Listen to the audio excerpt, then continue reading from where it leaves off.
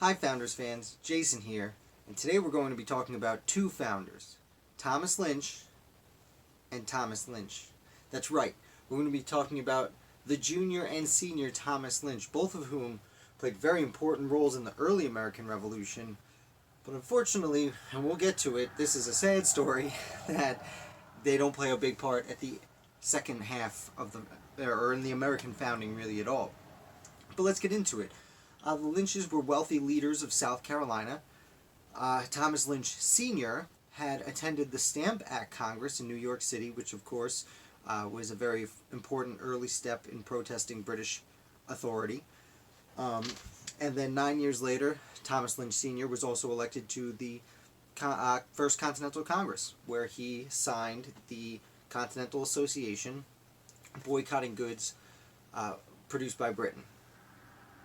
So 2 years later, he went to the Second Continental Congress, where first he went with Benjamin Franklin and Benjamin Harrison of Virginia, whose son and great-grandson would both be presidents later in the universe.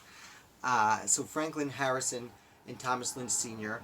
went to Boston, where they met with George Washington to review the Continental Army on behalf of the Continental Congress in an effort to make sure they were supplying all of Washington's needs. And then unfortunately, upon their return to Philadelphia, Thomas Lynch Sr. had a stroke.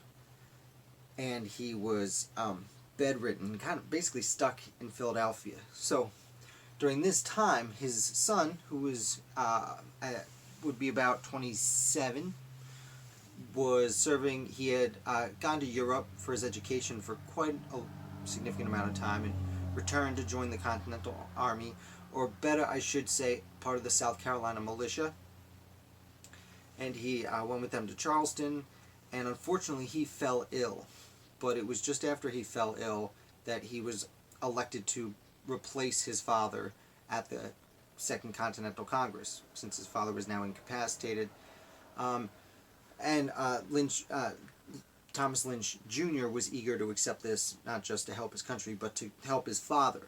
So he goes to the Continental Congress, and that is in spring of 1776. Of course, shortly thereafter, the Declaration of Independence is signed.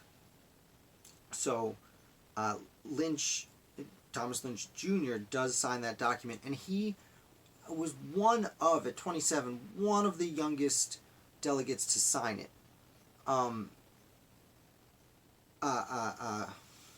Edward Rutledge was very young also.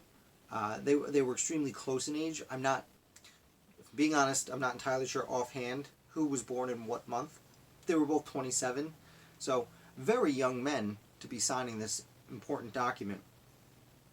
And what's very interesting is, to my understanding, I have not been able to find anything to indicate otherwise, but it does not seem that Thomas Lynch Sr. was ever recalled from the Continental Congress.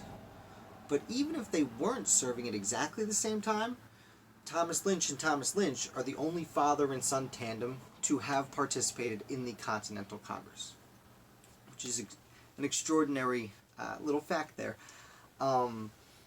Now, unfortunately, Senior was too ill to travel a few blocks and sign the Declaration of Independence, which is a shame, because if he had, then that would have been a father and son team signing the Declaration of Independence, and it was oh so close to happening.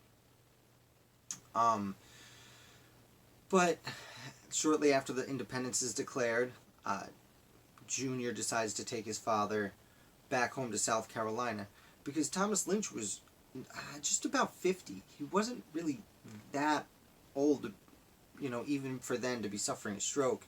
But Lynch attempts to bring his father home, and not even halfway through the trip, they only make it to Baltimore on their way to South Carolina when Thomas Lynch Sr. suffers another stroke and passes away. And, if I'm not mistaken, it was buried in Baltimore. A distraught Thomas Lynch Jr. returns home and resigns his place in the Continental Congress. Again, he's still very sick. he had what they called was a bullious fever, I believe it's pronounced, and it haunted him. This that happened in 1776, and it would haunt him for several years until 1789, where he decides to travel with his wife to the West Indies, because at the time when you had poor health, one of the options for wealthy people to get better was to travel to a different climate for reasons that today we know don't actually work. More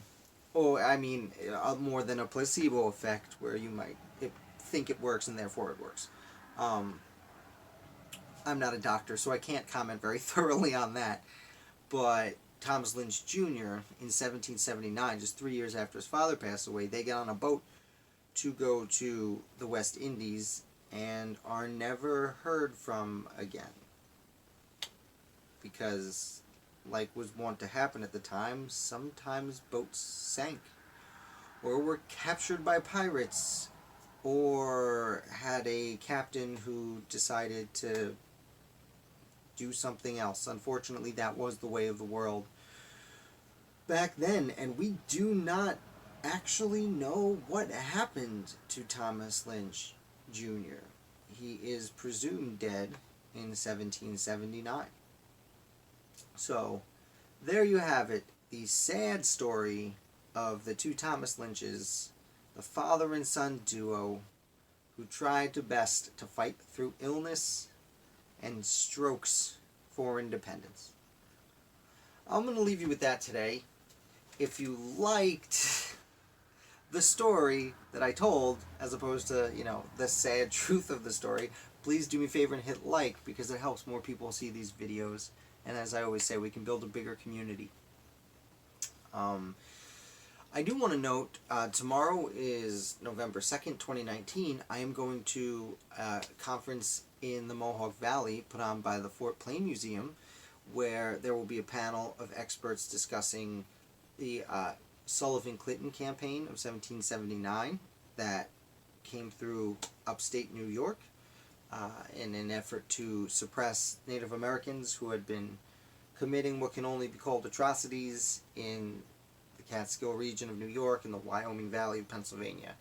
So I am excited to learn about that. So please subscribe. Just today I was testing out, you may have seen, I was testing out my live stream on my mobile phone. I'm hoping to do a live stream in the morning, though that'll probably be like 7 o'clock in the morning. Might be a little early for some people. And then I'm probably going to do another live stream. I'm going to talk about what I know about the campaign on the way there. And on the way back, I'm going to talk about what I learned, which would be about 4:35 on my drive home, so that I'm not lonely. I can talk to you. So make sure you subscribe if you'd like to see that. I hope you have the opportunity to. I think it's going to be a lot of fun. I think we can all learn a lot from it. So thank you so much, and if I don't see you, have a great weekend.